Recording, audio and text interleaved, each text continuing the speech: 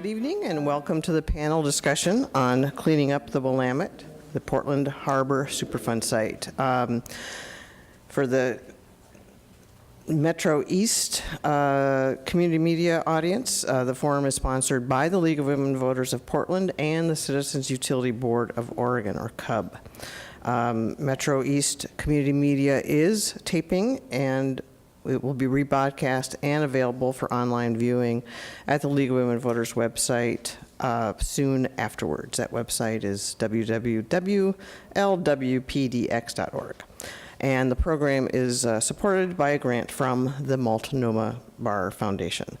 My name is Janice Thompson. I'm consumer advocate with the Citizens Utility Board and a member of the League of Women Voters of Portland, and I'll be moderating this evening. So I want to first do some introductions and overview. The Portland Harbor site is roughly from Broadway Bridge to the Columbia Slough, and was named a Superfund site in 2000. Since then, there have been many years of investigation, identification of potentially responsible parties, lots and lots of efforts. Those efforts are going to be culminating in the release later this spring of a proposed cleanup plan. So one of the real motivations for hosting this forum was to provide background information so that people could get ready for taking a look at the proposal that's coming up and making comments. So we're very fortunate to have panelists involved with a range of groups that have been focused on Portland Harbor Superfund. Each will speak for about 10 or 15 minutes.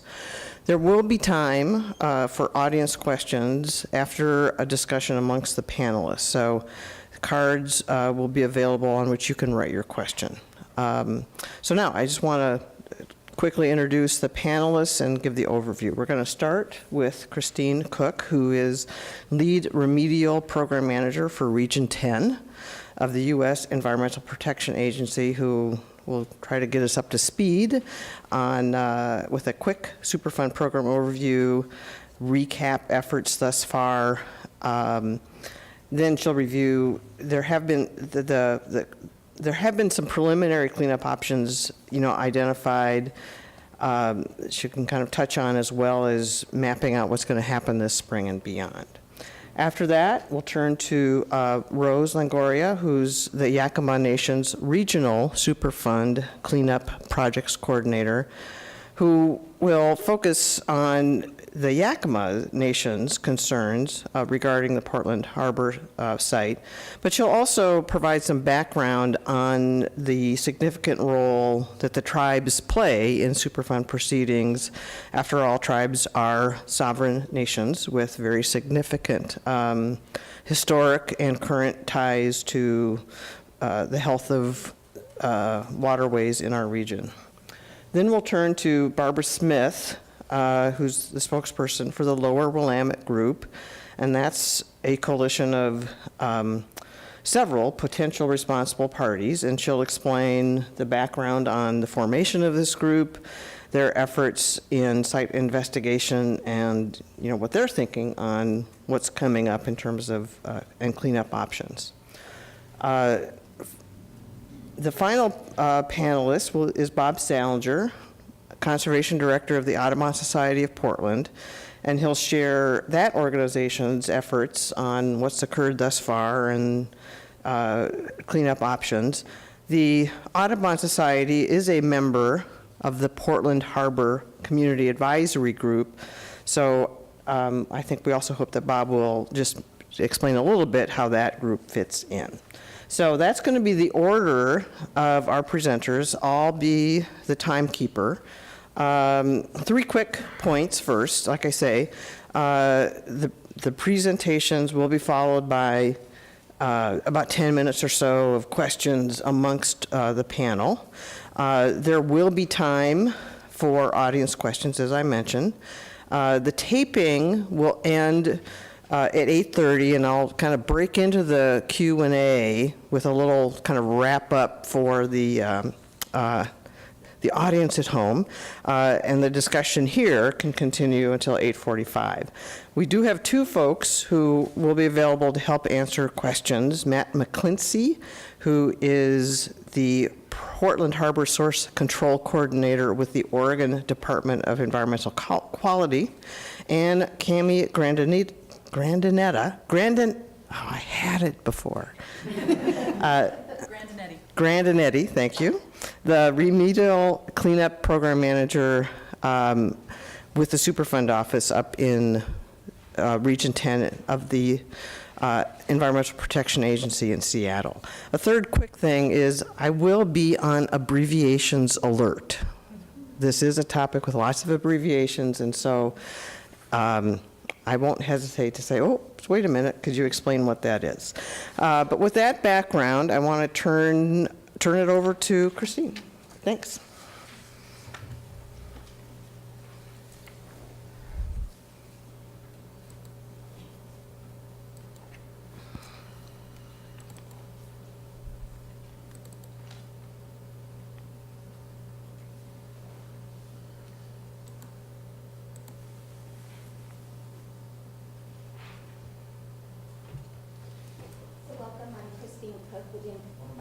Oh, we can't hear you.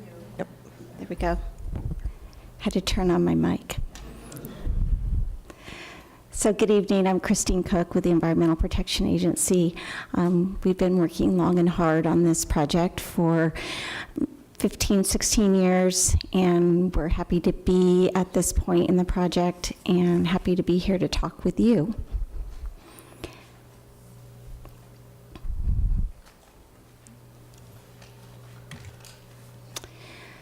So what is the Portland Harbor Superfund site? Where is it? What are the Superfund process and goals? Why does it matter to you, the community? And how and when should the community engage? Next slide, please. So where is Portland Harbor? Portland Harbor is the heart of Portland. It is a major river that runs through Oregon. Portland Harbor the Superfund site starts at the Broadway Bridge and continues down to about Kelly Point Park.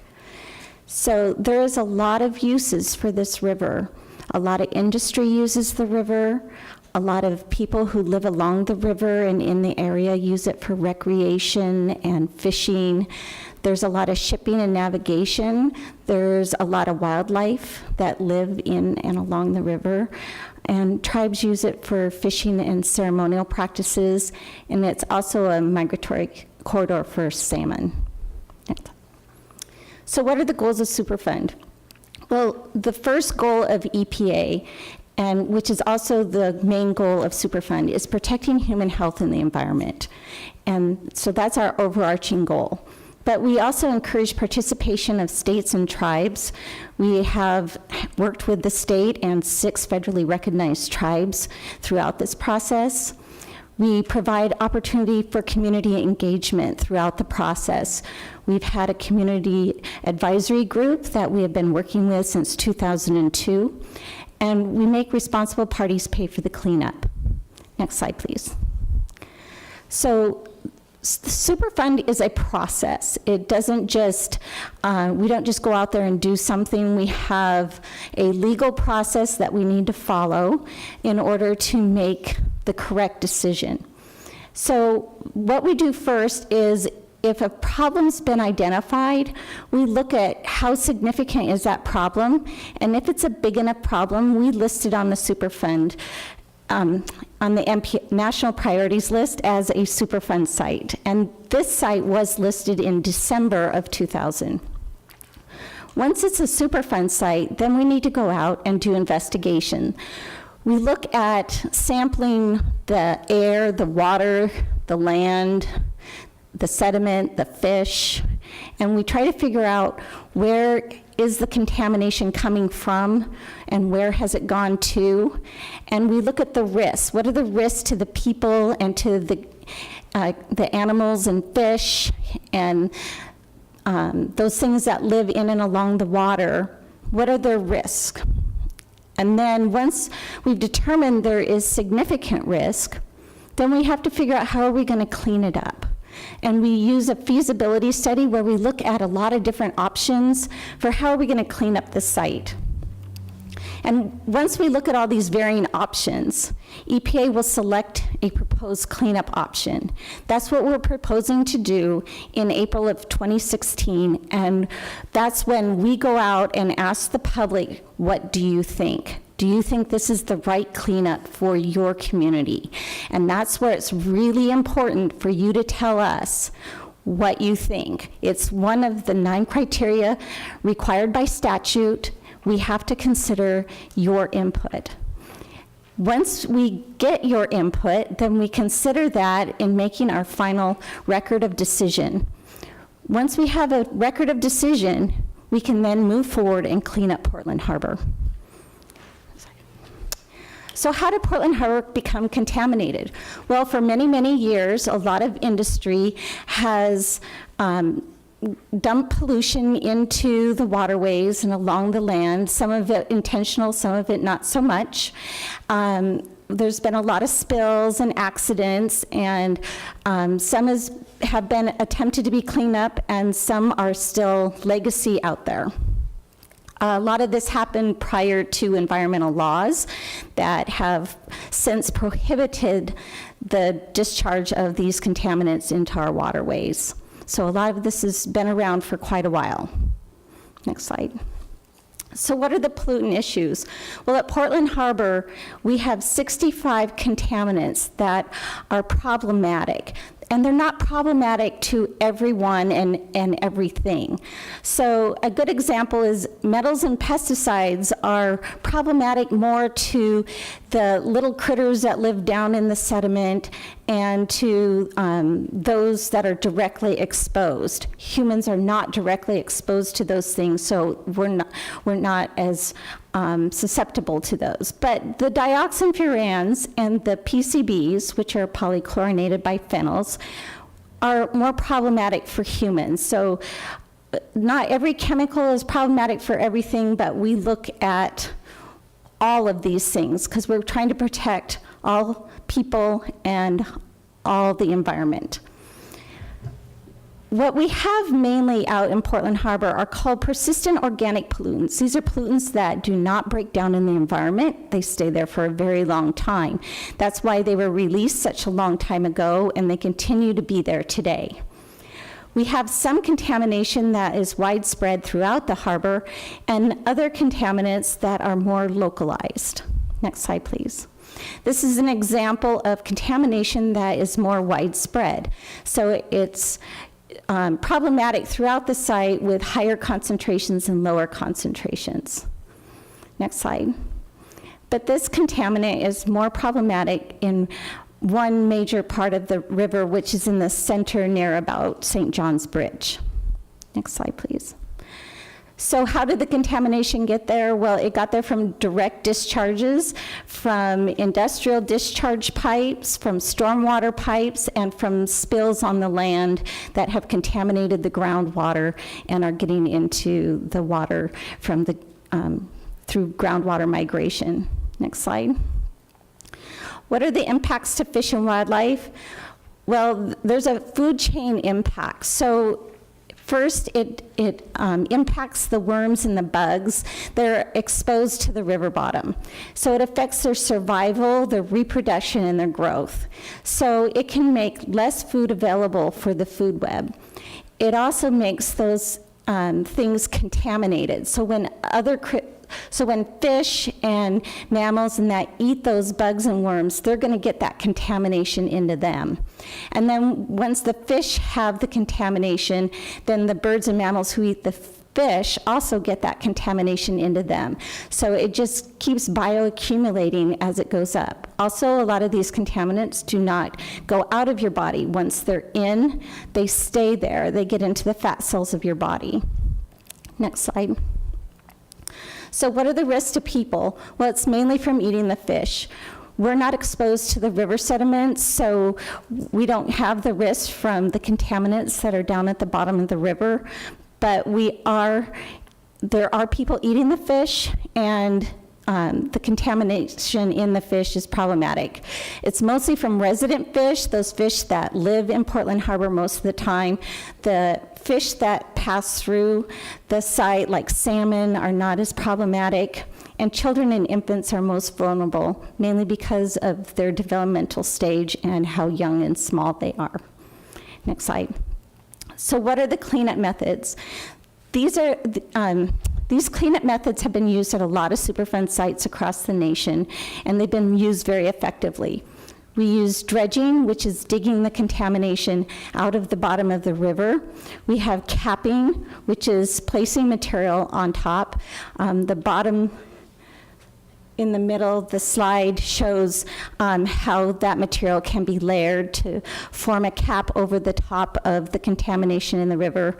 We use in-situ treatment, which is like spreading carbon, which you find in, say, your Brita filter, and it filters that contamination so it doesn't get into the water where it can be exposed to the fish and the bugs and to us. And then we also let the river's natural processes work to help us by spreading the lesser contaminated sediments and cleaner material in the site and mixing with that other contamination and lowering the concentration so there's less contamination. Next slide. Hang on. The MNR, explain what those initials are, please. Monitored natural recovery, which means we monitor, we show through data that it is working. Thank you. Yes, next slide, please. So how will the river get cleaned up? Well, cleanup will be a combination of these methods. There's no one method that's going to work in a river this dynamic and diversely used. So we're using a combination of these methods, and finding the right combination considers protection of human health and the environment, how long it takes for the river to recover once we've done that cleanup, how much it impacts the community, and the costs for the cleanup. Could you click it twice? Thank you. So what are the cleanup options? In our feasibility study, we look at a lot of different options. These just show the range of options that are in there. So the alternatives go from alternative A through alternative G. And alternative A is the no action alternative. We're required by statute to look at what would happen and how long would it take for the river to recover if we did nothing. And then we look at differing forms of cleanup. So we vary the different cleanup methods in combinations and try to figure out what's the right combination. So this is just showing from doing the least amount to doing the most amount of combinations that were evaluated in the feasibility study. Next slide, please. This is another slide that shows the same thing. So the colored areas are showing where we're going to be capping and dredging. And the areas all in between would be monitored natural recovery. So for instance, B would be only doing the red, but if we did C, we would be doing the orange plus the red. And if we did D, we would be doing the yellow, the orange, and the red, and so on.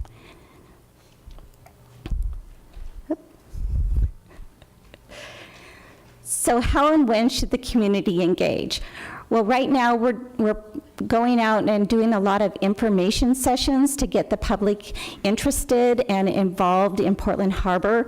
These are a few of the different sessions that are coming up. We also have an information card that's up in the front. It has our website on it. Our website is also on this slide. We encourage you to go to the website because we'll be listing all future information sessions, and also we'll be putting up more information about when we go out with a proposed plan and how you can comment on that proposed plan. We plan to have a series of meetings and where you can give oral comments, written comments. You can also email us comments and mail them to us, but please don't do that now, because if you do, it doesn't become part of our formal record, and we'd really like for your comments to be part of the formal record that makes the decision for this site. So I want to thank you all for coming, and I also want to acknowledge that we are a team of people. There are a lot of people working on this. Elena Conley is our community involvement coordinator, and she should be your first line of communication if you have any questions. And Annie Christopher is also here, and she is in Portland, and she can also answer your questions. And Elizabeth Allen and Sean Sheldrake, who is not here tonight, also work in Seattle with me. Thank you. Great. Thank you very much. So now we're going to move to Rose, focusing on concerns of the Yakima Nation, but also giving some sense of just the role of the tribes. We touched on that earlier, but we'll learn more. And is your little red button on? It is now. Okay, Thank you. we're ready to go. Thank you. Janice. I just want to thank the League of Women Voters for Portland for inviting me here today. I really appreciate the invite and being part of this panel. So again, my name is Rose Longoria, and I'm with Yakima Nation. I work in Yakima Nation's fisheries program, and I have been working with the tribe now for many years, actually. I think 18, I think I'm on my 19th year. It's been a lot of years that I've been working with the tribe. So today I want to talk about Yakima Nation's concerns with the Portland Harbor site and the sort of conceptual plan that we are aware of that EPA has put forth for our consideration and comment. But in order to do that, I think it's important for folks to have an understanding of why the Yakima Nation is even here in Portland and interested in the Portland Harbor Superfund site. So in order to do that, I think we need a little bit of background history about who the Yakima Nation is. So in 1855, the Yakima Nation was acknowledged by the U.S. government as having dominion over vast lands, which are now Washington, the state of Washington and the state of Oregon. And when I say dominion, that means that they had control, they had governance, they were acknowledged as Yakima having authority over those lands. And so when the tribe signed its treaty with the United States government, the treaty was to reserve certain rights. And the reason that I highlight the word reserve is because it's often misconstrued. People often think that the United States government gave the tribe or gave tribes certain rights, which in fact the tribe had those rights and held those rights, and those rights are within the treaty with the United States government, and the tribe considers that the supreme law of the land.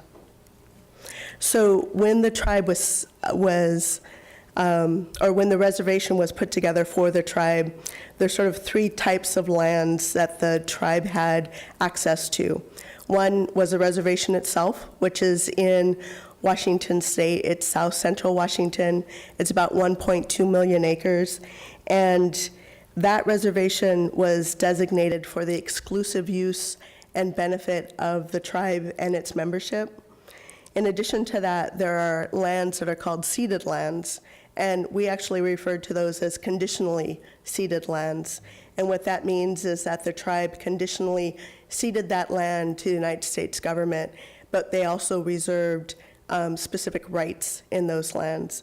And those lands take up most of what we now know of as Washington.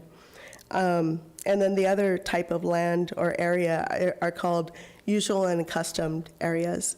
And so usual and accustomed areas are areas where the United States acknowledged that the tribe went to historically and did certain things. The Willamette River is a usual and accustomed area of the Yakima Nation.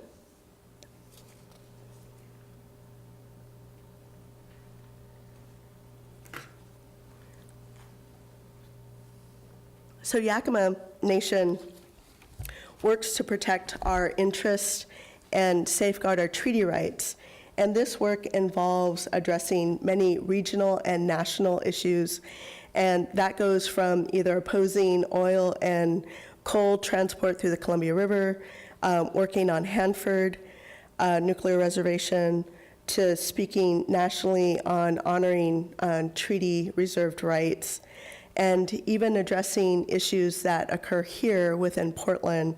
For instance, Yakima Nation was in opposition to the annexation of West Hayden Island, and we worked quite aggressively on our opposition to that annexation of West Hayden Island for industrial purposes. And Yakima Nation has also taken a very strong stance with regards to Portland Harbor and the cleanup that is being planned for this area.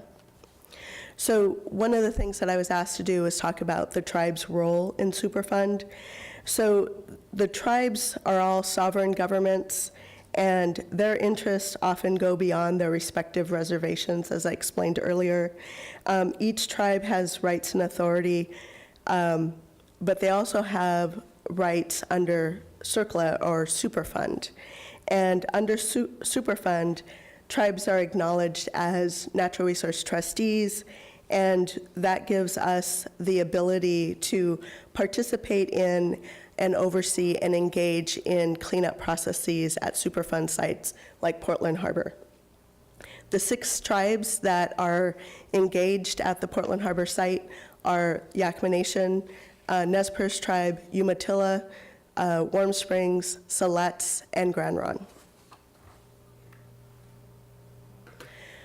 So a little bit more about Yakima Nation and our concern about hazardous waste sites and those sites' impacts on Columbia River resources and why that's an important issue to the Yakima Nation. So Yakima Nation, on the map, you can see it says the reservation, and then the purple area is the ceded lands. And then, as I mentioned before, we have usual and custom areas throughout the Pacific Northwest. Well, Yakima and our lands are bracketed by 3 of the largest Superfund sites in the Pacific Northwest, with Lake Roosevelt, Hanford, and Portland Harbor. And so our goal, the cleanup of Portland Harbor is particularly important to us for our goal to protect and restore the Columbia River. So for nearly 2 decades, Yakima Nation has been engaged at the Portland Harbor site. Our message has been consistent and aggressive that in order to protect our treaty-reserved resources, contamination from the most industrialized tributary to the Columbia River, which is the Willamette River, needs to be cleaned up. Simply, pollution from Portland Harbor must be addressed. In the late 1990s, Yakima Nation officials traveled back to Washington, D.C. to advocate for the listing of the Portland Harbor Superfund, or the Portland Harbor site, on the national priorities list. And Yakima Nation was instrumental in getting the site listed on the priorities list. In December of 2000, Yakima Nation was very encouraged that the Portland Harbor site was listed, and we looked forward to getting to cleanup of that site. So when you come to the Willamette River, the mouth of the river, what you'll see is a sign like this.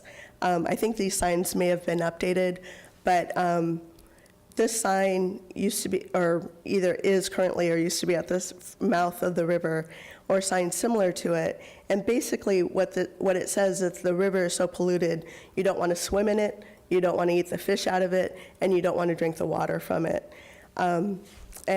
And that's disheartening for a river.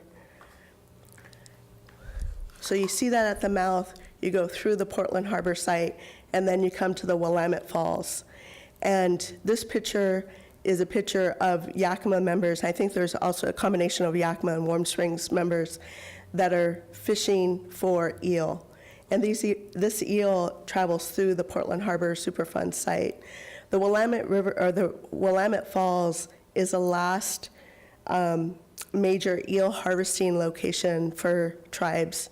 Yakima Nation members come all the way to Willamette Falls to pick or harvest eel. So the eel that is harvested or caught by the tribal members are taken back for longhouse ceremonies and for kitchen tables. This eel is fed to tribal membership. And it's important to note that these eels migrate past one of the most contaminated sites in the Northwest, and also the Willamette River. When you look at all the tributaries to the Columbia River, the Willamette River is the most industrialized river or tributary to the Columbia River.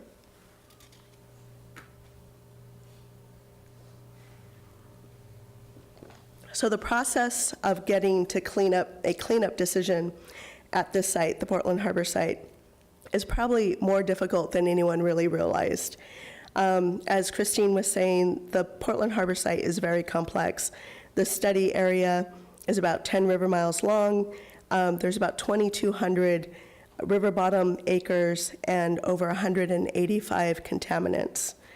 There are multiple inputs to the system, like stormwater, industrial waste, contaminated groundwater, aerial deposition, upland sources, et cetera. And there's also a lot of competing interests for this river. Interests regarding industry, recreation, tribal fishing rights, and the animals themselves. And probably what has caused a lot of complexity at this site are all the parties that are involved. There are several federal agencies. As I mentioned before, there are 6 tribal governments, 3 state agencies. There's over 150 potentially responsible parties, and only a handful of those parties are paying for the investigation. In addition, there's environmental groups, there's community members, business interests, and the list goes on and on. One thing that I haven't mentioned is sort of or another group to mention is the political influence that we are seeing at this site. So unfortunately, politics is playing a pretty big role or a bigger role in this site. As a Superfund site, I actually haven't really seen the level of political influence at a site that I've seen at this site at other Western Superfund sites.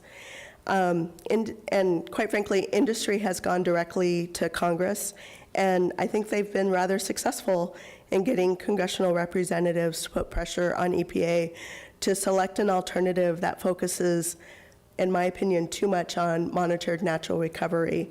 I think that's just another way of saying what I would call a do-nothing cleanup option. Congressional representatives have changed the course of activities at this site.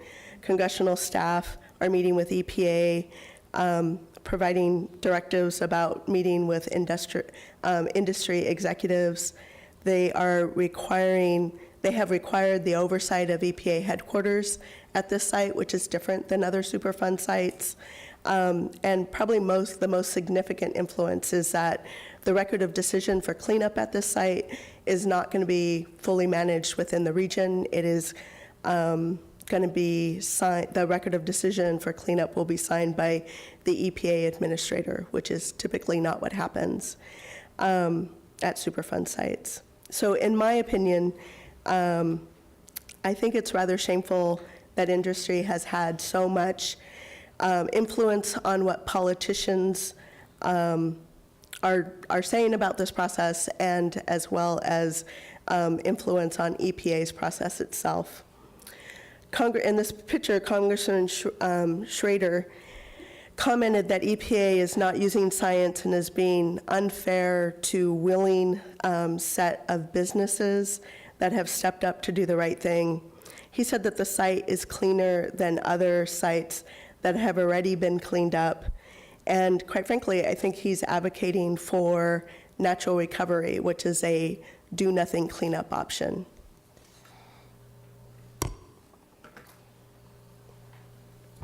So Christine talked about the different alternatives, and we went through a process late last year where EPA identified sort of in the feasibility study, alternative E optimized. And so this conceptual plan is based on the information that we have from EPA, will cost about $1.4 billion. However, it only treats about 10% of the site. And even though alternative G, which is supposed to be the most aggressive, it's supposed to clean up to background, would cost $2.4 billion. Even that alternative only cleans up 477 acres of sediment, which is less than a quarter of the site.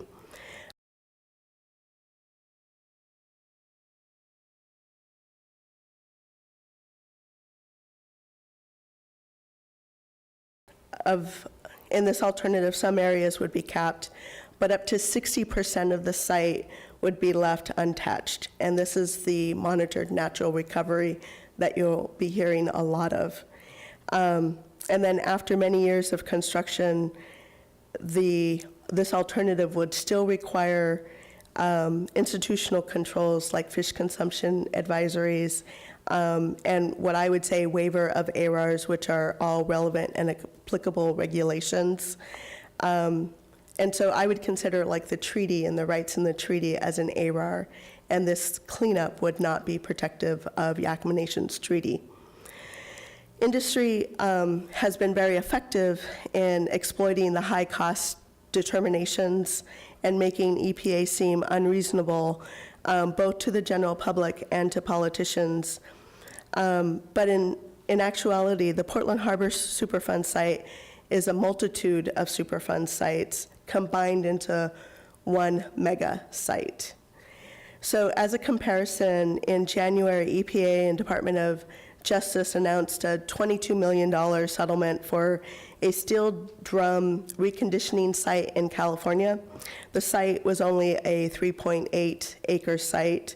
And when you compare that to the 2,200 acre site for Portland Harbor, you would get an equivalent cleanup amount of about $12 billion. I want to be clear here, this is not an apples to apples comparison, but what I want to make clear is that for this Superfund site, which is a mega Superfund site, a cleanup cost of $2.4 billion for alternative G is in no way inappropriate for a site like Portland Harbor.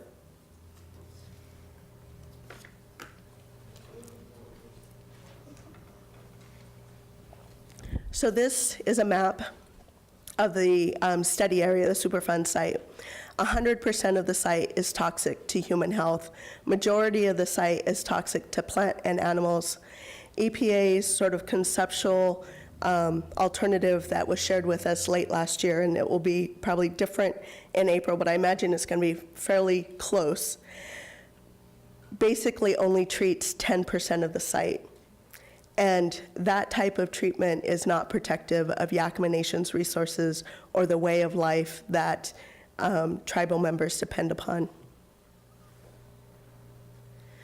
So, do we have a time? What's my time frame? Keep going, okay. So I'm just gonna highlight some messages that you'll hear from EPA and industry and the politicians. So things that I've heard from EPA at other sort of mega Superfund sites is that they need to balance the needs of the river. They need to strike the right balance between industry, strike the right balance so that industry remains a partner. They need a cleanup plan that is a reasoned way forward to a healthier river, not necessarily a clean river, but a healthier river. And that eating unlimited amounts of fish is just not achievable in certain urban environments and is cost prohibitive. And you'll often hear that the cleanup plan is protective of human health and the environment. What I will say is that that doesn't really quite finish, that sentence is not complete, because the way to make it protective of human health and the environment is to include institutional controls as well as a waiver of ARARs. The lower Willamette River, the messaging that I've heard from them is that the river is healing itself. The contaminants are mainly from historical releases. The highest concentrations of chemicals are buried deep. Dredging itself poses greater risk to human health and the environment. They talk about mercury and PCBs being a regional issue, and that fish advisories will remain regardless of the cleanup that is put forth. And they've also stated that alternative A, which is the do-nothing alternative, is protective of human health and the environment with time. Politicians' messages, I think the most poignant one is that EPA is not using the science. Cleanup mostly focuses on monitored natural retention, or that cleanup should focus more on monitored natural recovery. And I have a lot of problems with what I'm hearing from politicians. I think EPA actually has done a really good job in gathering the information. I just think that they're being limited in how they're able to utilize that information.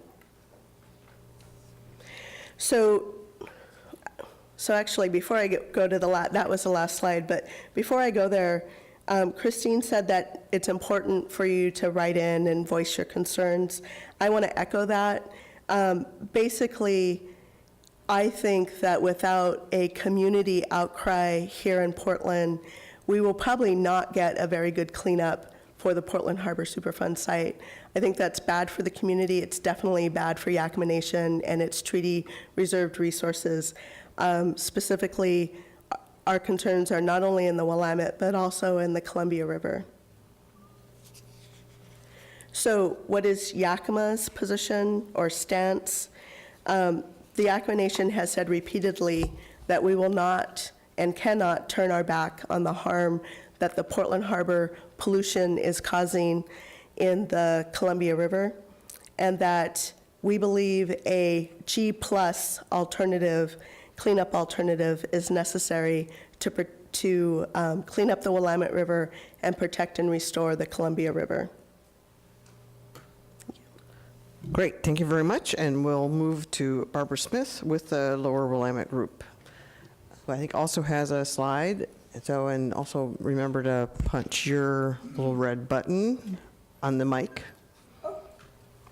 There we go. Excuse me. Thank you, and thank you to the League of Women Voters for inviting me to participate tonight. There's obviously a lot of information that we're all hearing. I want to talk a little bit about the group that I represent and the participation that we have had with the people here this evening. Let me hope I can do that. Here we go. Okay. The Lower Willamette Group, you hear this term, and who are we? There are 12 businesses and 2 public entities, the city and the port, as well as other entities. 10 of them signed an order, a legal contract with the EPA and DEQ, and cooperating with the tribes and other natural resource trustees in 2001 to pay for the initial remedial investigation and feasibility study, which is the scientific research and analysis and sampling, as well as then the reports that are written that are given to EPA so that they can make the decision. Often people believe that EPA has its own people out sampling. The way it works under Superfund is that they ask a group of willing participants to fund that. So we hire the contractors. We actually used the community here to help us with some of the fish sampling. We used the Oregon Bass and Panfish Club to help us gather some samples.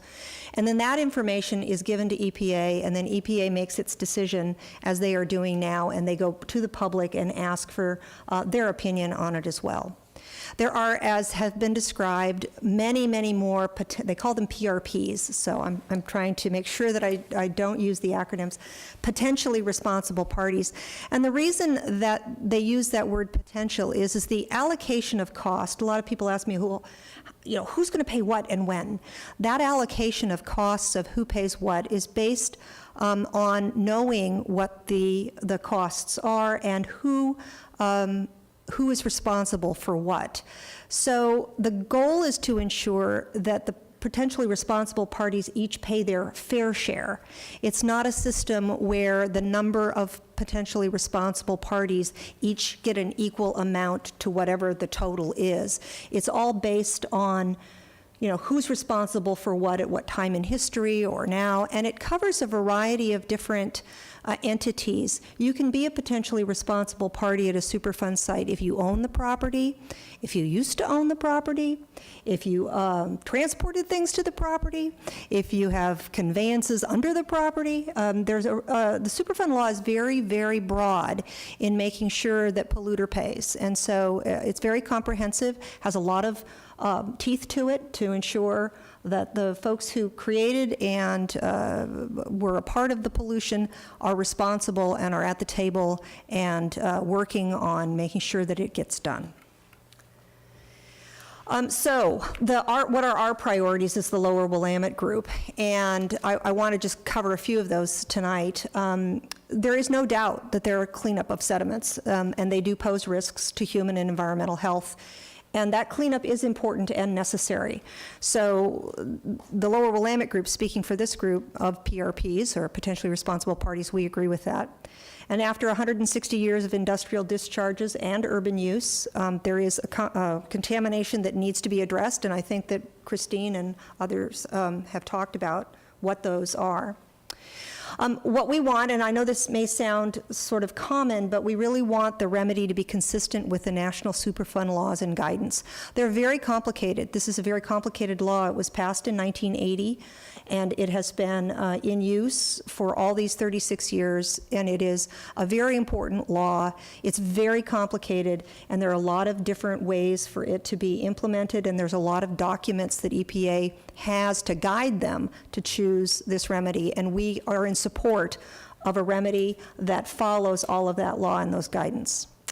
We want the cleanup goals to be achievable. I know that there's been criticism for this, but it is impossible, we believe, to clean up sediments to levels that are below the contaminants that come into the harbor from upstream or from the air that might be deposited from, there was a discussion at a meeting last night where EPA talked about how, air deposition from China can migrate over here and fall into the river, and that can continue to contaminate. And those are things that we don't have control over here in Portland to maybe clean up to. So there will always be some sort of contamination that might be there, but that doesn't mean that there isn't cleanup that's necessary to make sure that the contaminants that are posing the risk to humans and to the environment are addressed.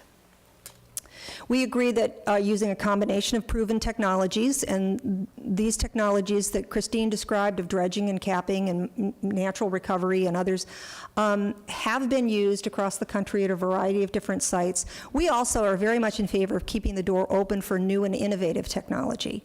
There are, a lot of things that could be out there. There is no one magic bullet that could clean up this sediment tomorrow. There isn't a specific type of chemical that we can mix into the sediment that will make it inert. That doesn't exist. But there are so many studies going on internationally and nationally that we really want to make sure that the cleanup that EPA selects leaves the door open in the future for those kinds of innovative technologies that if they do come online, they can be used as we move through the cleanup.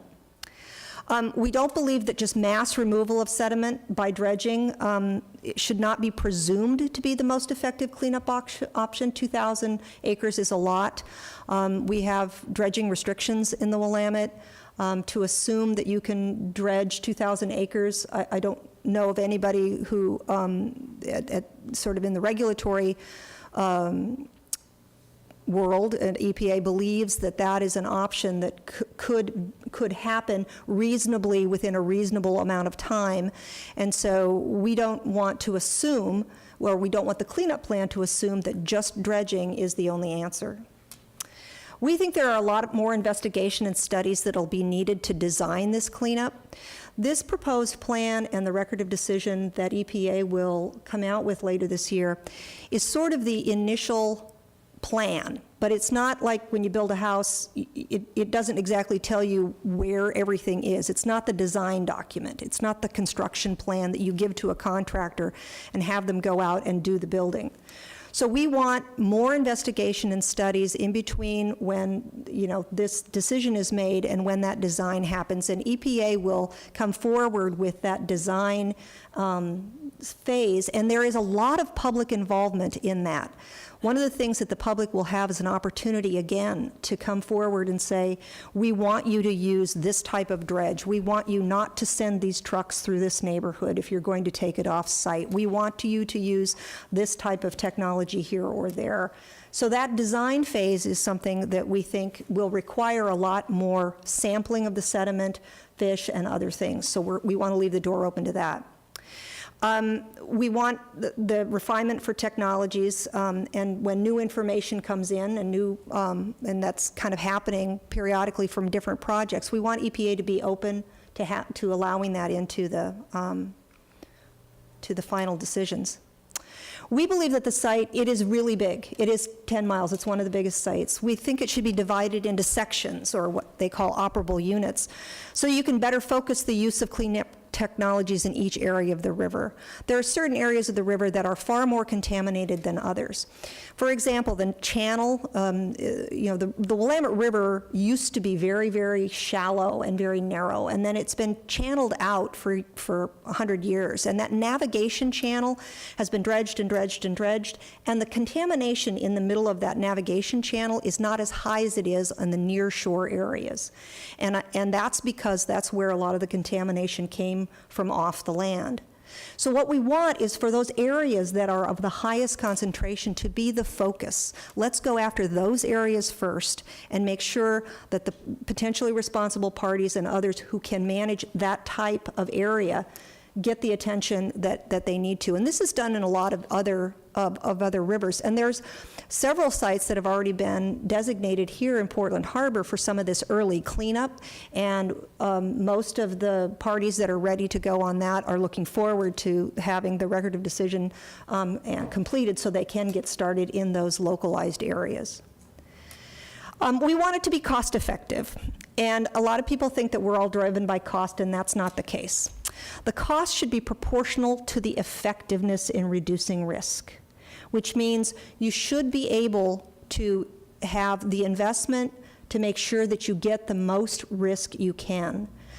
So we believe that there are some cost assumptions so far that we would like to have more work done on. We want the cost assumptions to be very transparent, so you can have future agreements, and that the potentially responsible parties need to be able to come forward and say, yes, I'm willing to sign up to pay for that and do that, based on the fact that I believe that the cost estimate that has been given to me is something that I agree with or I can understand, so I can actually fund it.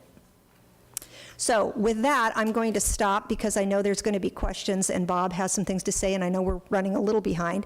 But I want to say thank you again, and just a reminder that there are a lot of parties that are going to be coming to the table in the future, and your comments are as important as anyone else's, and we really do encourage a lot of public comment during EPA's comment period.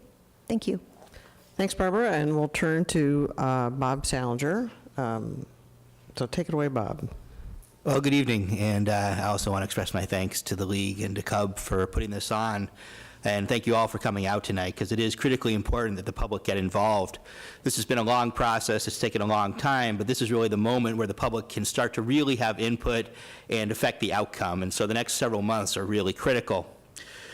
I work for the Portland Audubon Society, and we were formed about 100 years ago, a little over 100 years ago, as a public interest group, grassroots public interest formed by the public, for the public, and of the public to influence policy and make sure that our environment was protected. And I use that term public interest group because I think it's really important. Industry has increasingly tried to convey that the environment is a special interest. It's not a special interest. It's about protecting our rights and our health and our communities and public trust, things like clean air, clean water, wildlife, nature. And so I think it's really important to recognize that what this is about is protecting all of our community's interests. We have over 17,000 members in the Portland metropolitan region, and we're here to represent them and the public at large to make sure that we get a cleanup that really serves our community and not narrow, very powerful, very moneyed interests that are advocating for a weak cleanup. I've worked on the river for a long time. I've worked for Audubon for about 23 years. And we have fought for restoration on the river, to protect places like Hayden Island and Ross Island, to make sure that we have a clean and healthy river. And I would submit to you, Portland has this great green reputation. You can't really be a green city if you have an 11-mile-long Superfund site running through the middle of it. Our most important natural resource, the river, is highly polluted. It's not healthy for humans. It's not healthy for wildlife. One of the things I've worked on is peregrine falcons. And the peregrine falcons that nest on the St. John's Bridge have the highest levels of dieldrin, DDT, and PCBs of any peregrine nest site in the Pacific Northwest. There's a reason for that, and it's the contaminated river that runs beneath them. So Superfund really is a once-in-a-lifetime opportunity to get this river cleaned up. It's not going to come again. If we don't do it and do it right, we're not going to get a second chance. And Superfund is reserved for the most contaminated, complicated sites in the country. And as Rose has already said, and much of what I say is going to echo Rose,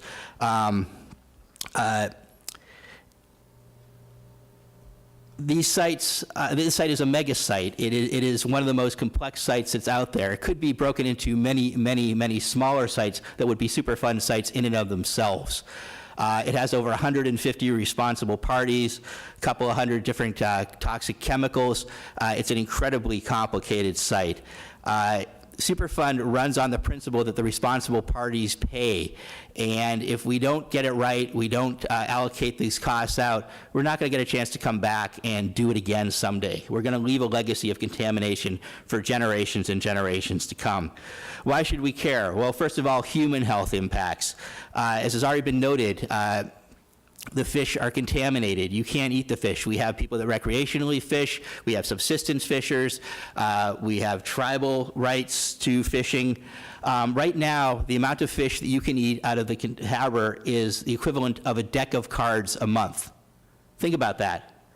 A deck of cards, that's all you're supposed to eat in a month. If you're a pregnant mother or a nursing mother, your safety level is zero. It's about wildlife impacts. The animals that move through this area, we have incredible biodiversity. They're affected by this contamination. It's about economic impacts. As long as this river remains polluted, one of the things we hear from industry all the time is they can't develop their land there. They can't move forward. And as a result of that, they seek new lands like West Hayden Island. Let's develop green space because our existing landscape is too contaminated and too tied up. And of course, just access to the river, enjoyment of the river, that's limited as well. There's many places you can't really go and you shouldn't go along this river. Variety of different cleanup options, you've heard them, but I'm going to repeat them again because I think it's worth thinking about. Dredging. Dredging gets the contamination out of the river. And I think it's safe to say that many of the community groups that work on this, and in addition to Audubon, I also serve on the Community Advisory Group, the CAG. There's several members in the audience here tonight. That's an officially designated committee that is meant to represent neighborhoods and community groups and public interest groups to make sure that they do have input into the process. And I think much of what I'll say tonight, something's talking over here, I'm not sure what.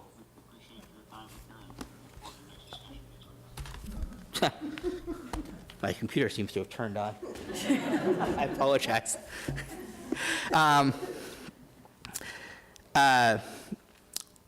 Dredging is something that both the CAG and Audubon, Willamette, or other groups would like to see as much as possible, because that's what's going to make the river the safest for the public. Get the contamination out as much as is possible. Capping. Capping is where you cover the contamination over with materials like rocks and cement and so on.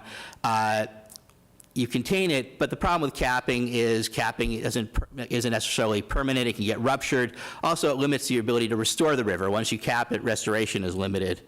There are confined disposal facilities, basically creating dumps in the river, concentrating it, but creating dumps in the river. And there's many community concerns about that. And then there's monitored natural recovery.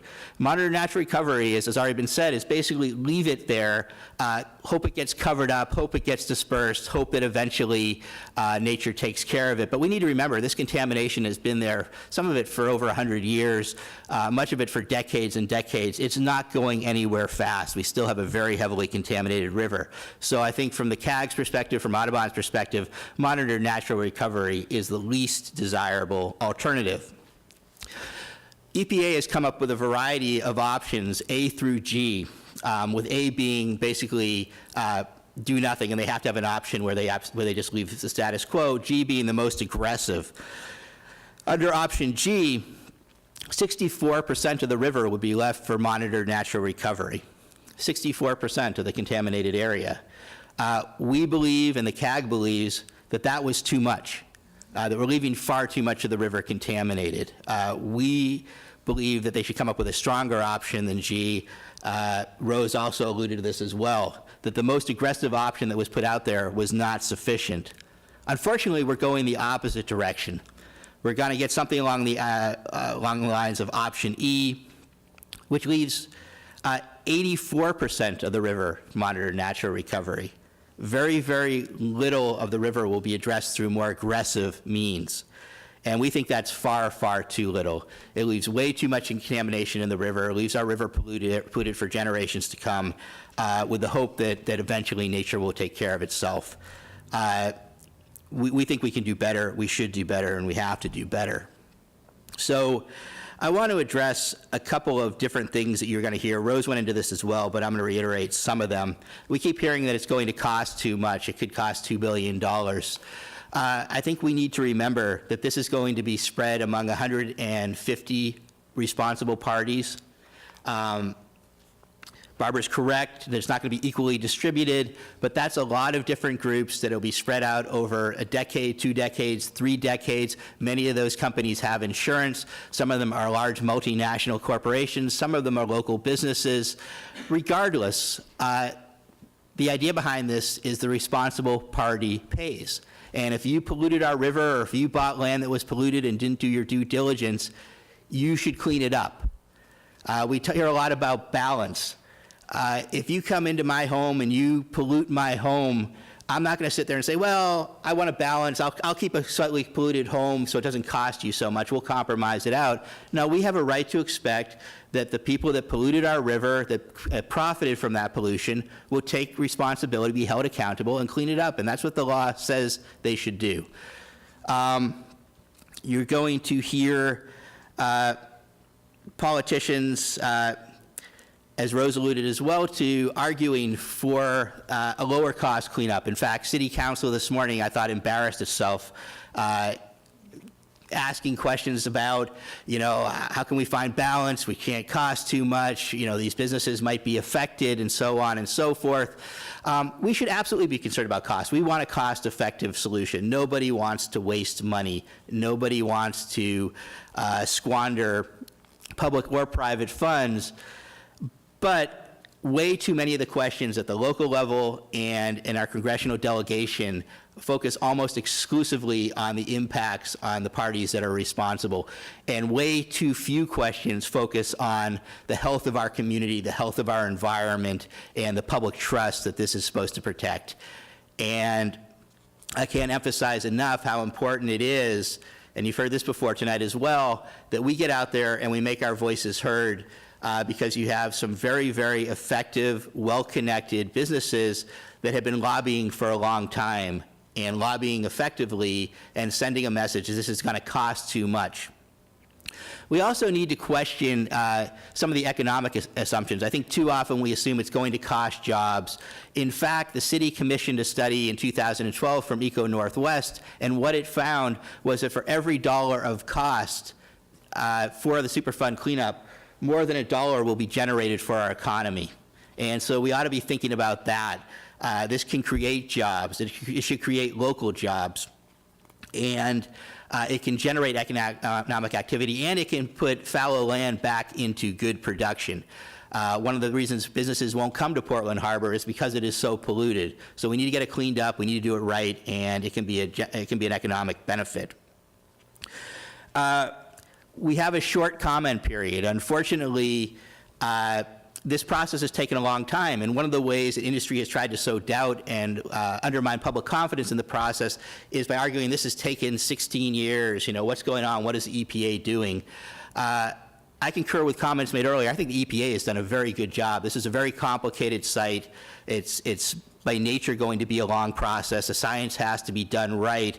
One of the reasons this process has taken so long is because industry has repeatedly produced insufficient and inadequate and incomplete documentation that they're required to produce. In fact, I'll just read you one line from a 2012 letter that EPA wrote to the Lower Willamette Group. This is looking at the feasibility study, and what they said was that the conclusions were not clearly presented, and in fact, there were several instances of incorrect or misleading information. They had to go back and do it again. That's happened several times in this process. So when we wonder why it's taken so long, in large part, it's because the responsible parties have produced materials that haven't been sufficient to lead to a good cleanup. So, I'll end by saying that, it's time to get the word out. We're going to have a 60-day notice and comment period. That's not long enough. EPA wants to get this done before the Obama administration turns over, the concern being that if we don't get it done, it'll take another couple of years while they appoint a new EPA administrator and so on and so forth. We share that concern. We want to get this thing done, get the record of decision, and get to cleaning up the river, but we also want it done right. We're willing to accept a 60-day notice and comment period, but that's too short. That's the truth. This is complicated. The public has not been heard from really to date. It's really been a behind the closed doors process to date. This is our opportunity now, so I just encourage everybody to really take advantage of that. Get your comments in, demand a real cleanup, make sure our river is made healthy for people and for wildlife. So thank you. Okay, thanks to all the panelists. We did go a little long, not surprisingly. It's a lot of information to get out there.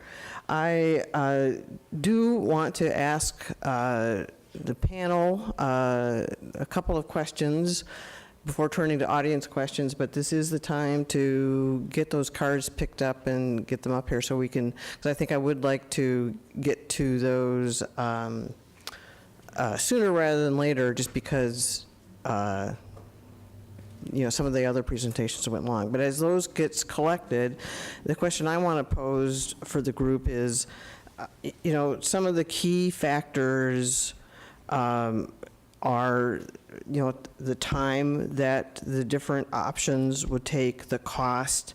I would appreciate it if you would touch on the concept of certainty. I mean, what's the value? What's the value of like the certainty that something will work, that industries and other folks interested potentially in purchasing land down the line for development will have in terms of like, oh, this is really cleaned up and I'm firm. So if each of you could just touch on the certainty factor in terms of the different options, and then I think after that we'll go to audience questions. All right, so for EPA, the certainty comes in with meeting the 7 criteria that we're evaluating, and then the other 2 criteria that are state acceptance and public acceptance of the cleanup. So we look at, is it protecting human health and the environment? Is it implementable? Is it effective? Is going, is the cost right for this site? We look at all of those different things and try to balance those. We can't balance protection of human health and the environment. That's paramount to this, and we need to ensure that.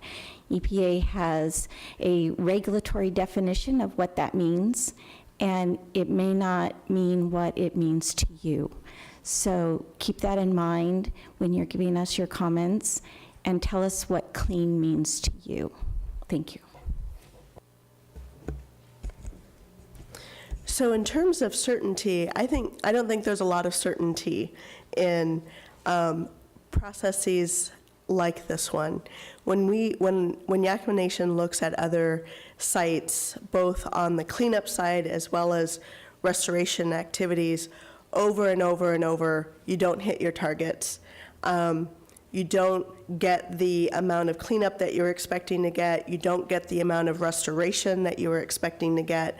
Often you miss those targets. And so when you start off with a cleanup option that in my opinion misses the boat on being truly protective of natural resources and human health, then it makes the overall process even that much more uncertain.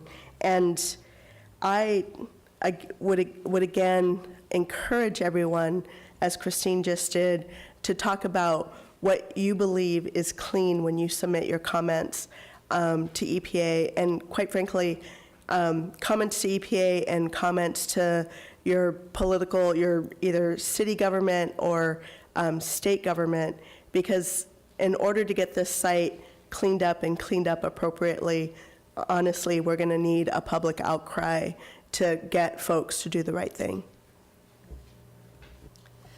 Well, for certainty, which it is difficult with such a complicated site, I would say that most potentially responsible parties, which include the federal government, state agencies, local government, as well as industry, having a plan that can be implementable.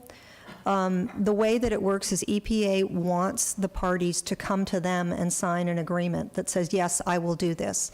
And to do that, parties need to have some certainty in that plan. They need to know that sort of the one and done, that they want to make sure that they do this once. We all want the river to be cleaned up. As Bob said, this is our chance. This is what we want. We're not going to do it again. We want the certainty that when we come forward and we sign up to make sure that we're cleaning up what we're responsible for, we want to make sure that it's certain that that's really what we have to do and that we can get it accomplished. So we want something that's implementable. I don't think there's really any certainty when we're leaving 84% of the contaminated area as monitored natural recovery. I don't see how that equates to certainty in any way, shape, or form. The vast majority of the contaminated area of the river is going to be left contaminated for generations to come. And so I think the way we get to certainty is by going with as an aggressive a cleanup as possible. As Barbara stated, no one expects that it's all going to be dredged. That's not reasonable. That won't work. But I think we're aiming very, very low, and that we are sacrificing the health of our river and our community in order to keep costs down. And I think we're going to look back in a generation or 2 generations and regret the fact that we didn't get it right. Well, thanks again to the panelists. I'm going to turn to audience questions. I want to kick off actually using some of our resource folks who were kind enough to come and help respond to questions, even though they weren't panelists. And so I do want to check with Matt, who's with the Oregon Department of Environmental Quality. And could you just touch on what the Oregon DEQ has been doing? As I understand it, you've had quite a focus on cleanup of upland areas, because obviously once you start to do the cleanup in the river, you don't want continued runoff and whatnot. So if you could just touch on that, I'd appreciate it. Okay. Do I have to touch And, this? and push your, there you go. Good evening. Thanks for the invitation today.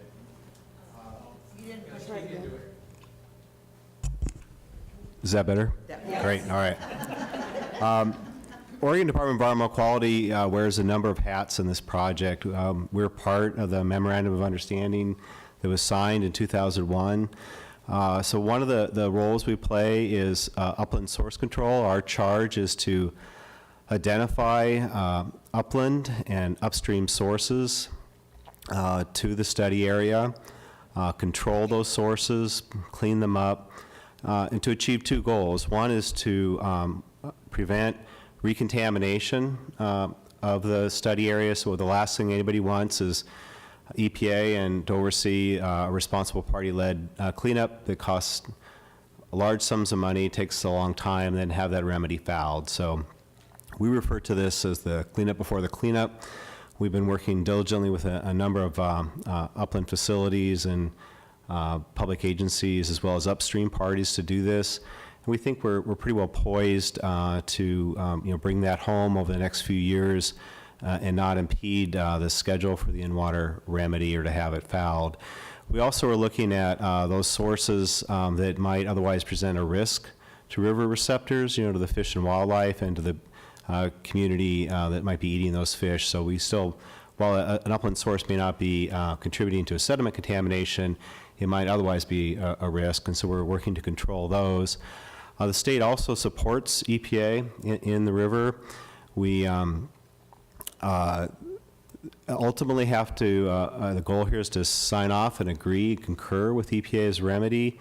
We're working hard with other state agencies to identify all of the other interests those agencies have, Division of State Lands, Oregon Fish and Wildlife, the Marine Board, and convey those concerns to EPA to make sure that they're hearing all of the concerns from the state agencies.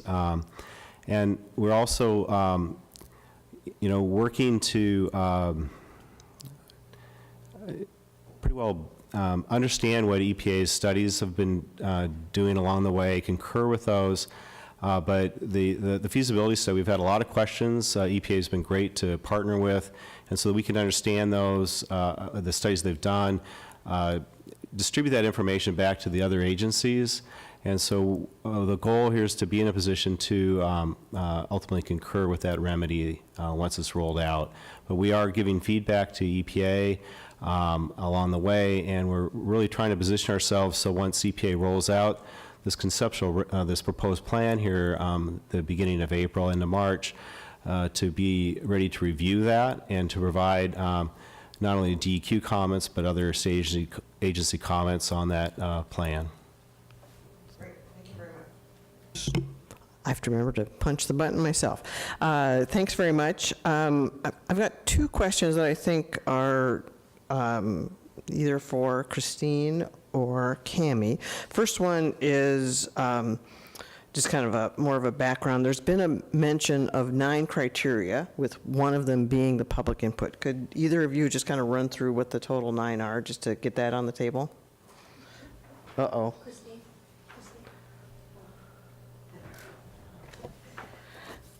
Okay, sorry, I didn't mean to put her on the spot. No, that's okay. I know what they are. It's just sometimes it's good to make sure we can check them all off. Right on. So, overall protection of human health and the environment, compliance with other laws and long-term effectiveness, reduction in toxicity, mobility, and volume through treatment, short-term effectiveness, implementability, cost, state acceptance, and community acceptance. Okay, thanks. I just wanted to get all 9 out. Then another question that at least can start with either Cammie or Christine is, it's been mentioned, there's not quarrels with the EPA in terms of its scientific analysis and whatnot. So if either of you could just touch on, a quick recap of the scientific backing or data to support the monitored natural recovery approach, and as a link to that, how long would that monitoring need to occur? Go ahead, Christine. So the type of monitoring we're talking about is monitoring all media. So we'll be monitoring the sediment, the fish that live in the river, and the water. And we'll be monitoring that regularly over a period of time. And what you then get is a trend in what's happening. So we need to first establish a baseline, which we will do after the record of decision. And then we will continue to monitor through the cleanup and after the cleanup. And we will continue to do that monitoring until we meet our cleanup goals, which then we can say the site is protective. And, but could that mean 30 years? Could it mean 50 years? Presumably it depends on exactly what, plan is finally selected, but just give us some ballpark timing parameters if you could. That's the part that's most difficult because we don't have enough information at this point to know how the river's going to respond to the cleanup. So we know that the more we clean up, the faster the river will recover. So, but as far as how long, we don't know. So we want to pick a remedy that's going to be on the fringe of protectiveness, so that as it gets cleaner, it gets even more protective. So, and those protections, like Rose said, will in the meantime need to have controls, putting limits on how much fish people can eat in that time frame to safely consume, making sure that the contamination in the bottom of the river that's left there isn't disturbed and moved around, and those caps are protected. I think the other reason I'm asking about the timing question is I could see a concern of like, well, okay, it needs to be monitored this long, but is there some arbitrary point at which the EPA might say, well, we're done? You know, in other words, if you pick a plan that requires monitoring at a certain point, are you committed to, like, you know, monitoring for that length of time? There isn't a specified length of time, but we would like to see the river recover in 10 to 15 years after we finish construction. And if we don't see enough cleanup has happened, we can always require more cleanup. Okay, that was actually where I was going to go next. Is if that is an option, you know, that if the monitoring indicates, nope, something, we got to go back in. I mean, I think some of the comments have been, you know, just go for it more from the very beginning, but I at least wanted to touch on and clarify whether or not, if that monitoring indicated more work was done, that is a possibility. Okay, I just wanted to get that out there. So another question is, in terms of the dredging, how will, you know, that dredged materials be disposed of? Where will it go? You know, how is it transported? Things like that. Presumably that, you know, increases the cost, but just kind of, if one of the panelists could just touch on a little bit more background and just where that goes. How is that protected once it ends up wherever it ends up? I don't know. I hate to be hogging the mic here. Well, you can touch on it, and then Bob mentioned it, so we'll ask him to say a few words on that too. How about that? So once we remove the contamination from the river, there's a couple options. We can either treat the material so that it's no longer has those contaminants, it destroys them, or we can put them in a landfill. There's different kinds of landfills. There's different ways to get them there. There's trucks, there's rail, there's barging.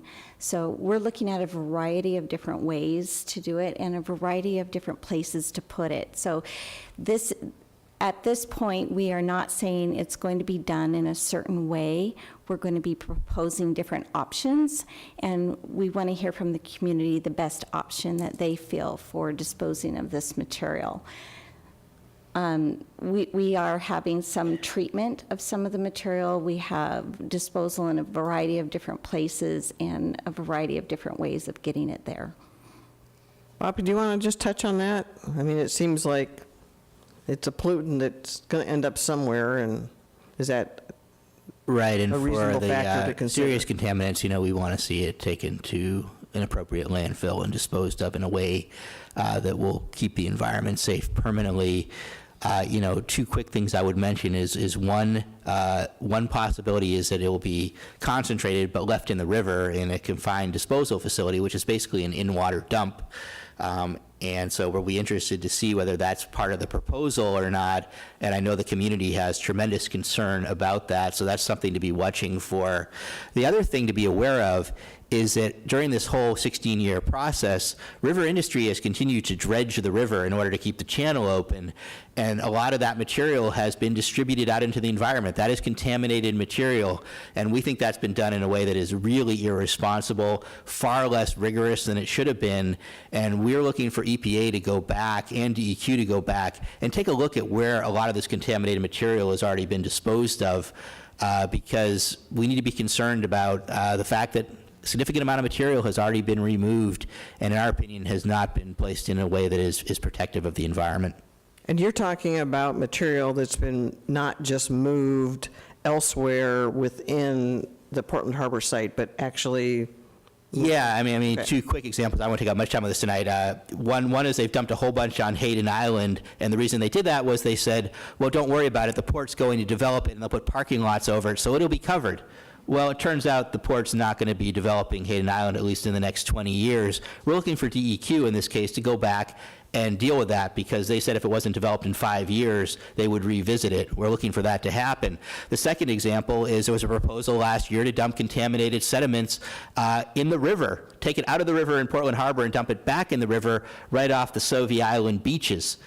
And the community blew up over that, really opposed it strongly, and the federal government backed away from it. But if the community hadn't blown up, we would have had contaminated materials from Portland Harbor, I believe, dumped off of Sauvie Island. I think it was a community outcry that made the government take a step back and go, wait a minute, this is a bad idea. And there's a lot of other examples as well. So I think the federal government needs to go back and take a hard look at what they've already allowed to happen. Okay, right now, I need to pause to wrap things up for our viewers online or at Metro East. So at this point, we're going to conclude the recorded part of the discussion. I want to thank the panel members for their presentations and help with questions. Obviously, watch for the proposed cleanup plan that will be coming out for public review and comment. Again, a quick thank you to donors in the Multnomah Bar Foundation for support. Obviously, thanks also to the audience and volunteers. As you know, this is part of a series, civic education program series that the League of Women Voters is doing in March. There will be a facilitated conversation for parents, grandparents, and others concerned about quality and funding issues in public schools. It's called Great Schools, Great Communities. It's going to be held at First Unitarian Church of Portland, 6 p.m., Tuesday, March 8th. Reservations are encouraged because though it's free, seats are limited, and you can go to the League of Women Voters of Portland website, www.lwvpdx.org. So this has been a production of Metro East Community Media and forum sponsored by the League of Women Voters of Portland Education Fund and the Citizens Utility Board of Oregon. Again, we urge you to learn more about the Portland Harbor Superfund and take advantage of the upcoming opportunities to comment on the proposed cleanup plan when it's released this spring. This is Janice Thompson, and thank you for listening.